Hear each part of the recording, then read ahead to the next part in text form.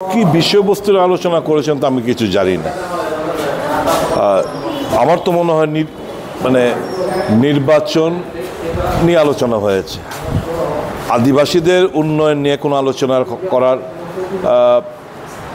মালিক তো chief minister না, কারণ যেটাই করবে ইউনিয়ন হোম মিনিস্টার আগে করতে হবে। হ্যাঁ, নিশ্চয়ই ইমপ্লিমেন্টেশনে সময় নিশ্চয়ই মুখ্যমন্ত্রীর একটা বড় ভূমিকা থাকে, কিন্তু আদিবাসীদের ডিমান্ড ফুলফিল করতে গেলে ইউনিয়ন হোম মিনিস্টারের সঙ্গে আলোচনা ক্রমে এটা করতে হবে। এখন স্বাভাবিক আর থাকলো কি ইলেকশন। আমার তো মনে হচ্ছে আগামী এডিসি এবং ভিলেজ কমিটি ইলেকশন নিয়ে এবং সুপ্রিম কোর্টেও মামলা একটা এর মধ্যে মামলাটা অন্তিম পর্যায়ে রয়েছে। এফিডেভিট জমা দেওয়ার জন্য 2 সপ্তাহ সময় চেয়েছে। আমার তো মনে হয় ওই এফিডেভিটে কী বয়ান থাকবে সেই নিয়ে আলোচনা হয়েছে বলে আমার ব্যক্তিগত ধারণা।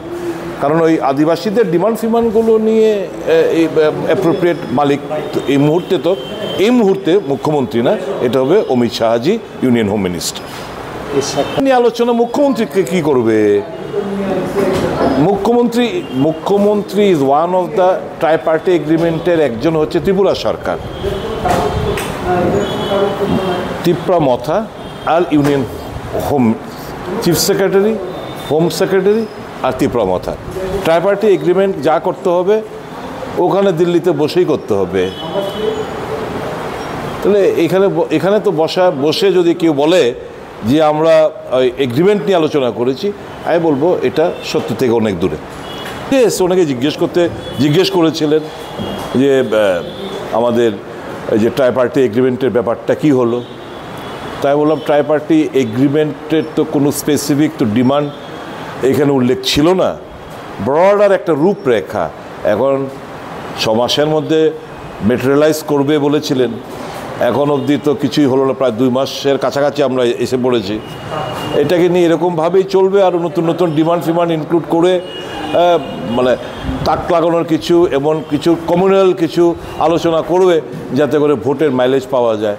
কিন্তু বাস্তব অর্থে যে তিপ্রাসা কিংবা উপজাতিদের স্বার্থ সংশ্লিষ্ট ব্যাপার, এটা তো বিজেপি সরকার অনীহা প্রকাশ করছে বলে আমার ধারণা। এবং অনীহা যেহেতু প্রকাশ করছে, আমি তো বারংবার বলছি প্রদ্যুৎ ত্রিপুরা মথাকে যে ক্ষমতা থেকে বেরিয়ে আসুন। কেন ক্ষমতাও ভোগ করবেন আবার এই সমস্ত নাটক মঞ্চস্থ করবেন? এটা ঠিক না।